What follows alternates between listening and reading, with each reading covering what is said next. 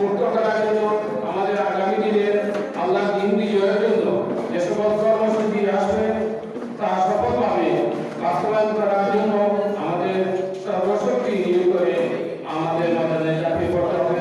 আল্লাহ তাআলা আমাদেরকে তার এই রমজান মাসে তার নিজের কাজের যথাযথ আঞ্জাম দেওয়ার তৌফিক কামনা করে আমার বক্তব্য এখানে শেষ করলাম। আসসালামু আলাইকুম।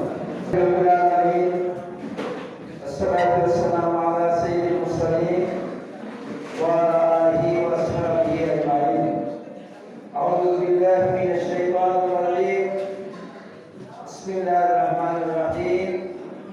شهر رمضان الذي أنزل فيه القرآن. আজকে কর্মচারী তারাবিরি মেমোরিয়াল ট্রাস্ট কর্তৃক আয়োজিত এই ইফতার পূর্ব আলোচনা সভার সম্মানিত সভাপতি, উপস্থিত বিশেষ অতিথি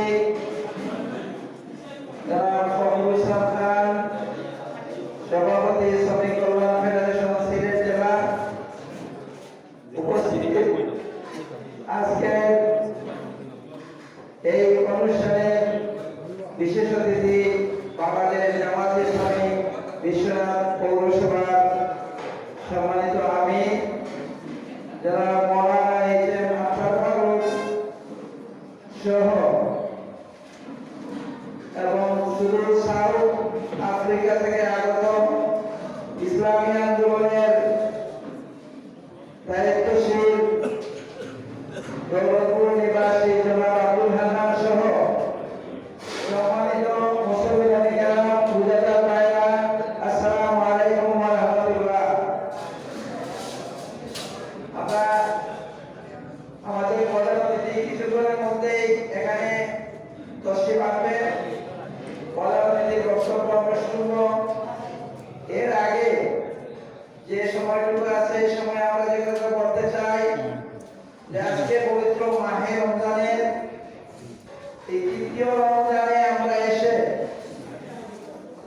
আমরা ইফতার করব একসাথে। আল্লাহ যে আমাদেরকে এই সুযোগ করে দিয়েছেন, এই জন্য আমরা সবাই আল্লাহর শেখানো ভাষায় পড়ি আলহামদুলিল্লাহ।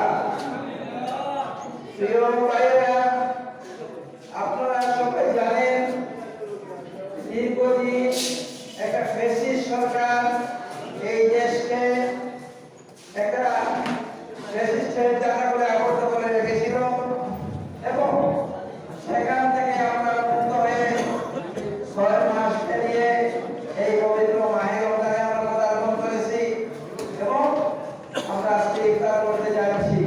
এটা খুবই আনন্দের বিষয়। আল্লাহ তাআলা তার পবিত্র কোরআনে বলেছেন, আমি আমার বক্তব্য শুনতে যে আয়াতের অংশটুকু আমি তেলাওয়াত করেছি, সেখানে আল্লাহ বলছেন এটা তো সেই মাস যে মাসে কোরআন নাযিল করা হয়েছে। আসলে এই মাসের গুরুত্ব তাৎপর্য এ কারণেই বেশি যে এই মাসে কোরআন নাযিল করা হয়েছে, যার ফলে আমরা আমাদের হেদায়েতের জন্য কোরআনের দিকে আমাদেরকে যেতে হবে, কোরআনকে আমাদেরকে করতে হবে, কোরআনের কাছে আমাদের বারবার ফিরে আসতে হবে। প্রিয় ভাইরা, আজকে যদি আমরা এই কোরআনকে আঁকড়ে ধরে আল্লাহর সুন্নাহকে আঁকড়ে ধরে আমরা এই দেশকে বলতে পারি আগামী দিনে ইনশাআল্লাহ একটা